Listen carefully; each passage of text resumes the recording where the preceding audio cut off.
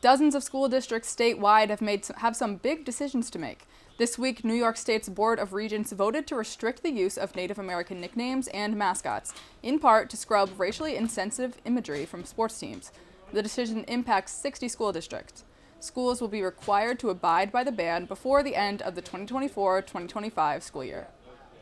SUNY Oswego is also reconsidering the use of Indigenous names on campus. The university's faculty assembly has approved a task force to review renaming some or all campus buildings, roads, and fields that have Native American names. Azar Rocio Transantos explains what this discussion is about and some feedback from the campus community. A task force proposed by Michael Chanes, the Director of Native American Studies at SUNY Oswego, has formed within the campus faculty assembly.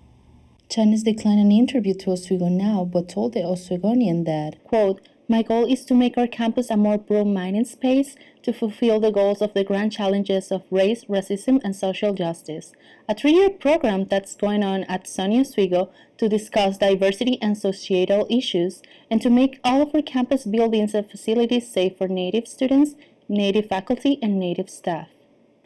Wayne Westervelt, Chief Communication Officer at SUNY Oswego, said, quote, "At the current time, the SUNY Oswego community is exploring the matter in a positive, productive, and collaborative way as we seek a greater understanding of the history behind the naming of some of our residence halls and other campus structures.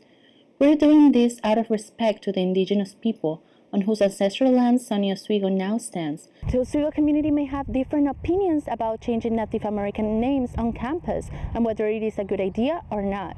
I went to the West Side residence halls and the Iroquois Trail in Glimmerglass behind me, and I didn't find any information about their names or about Indigenous people."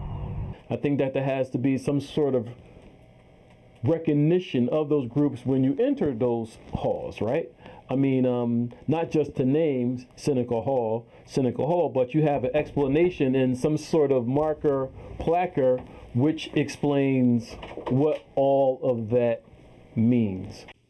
According to the proposal, when the task force presents its final report, the faculty assembly may present their recommendations and ask the Office of the President to bring these suggestions to the College Council, which will decide if the buildings and structures on campus will be renamed. They are also responsible for choosing new names. Rocio Trasancos reporting, Oswego Now.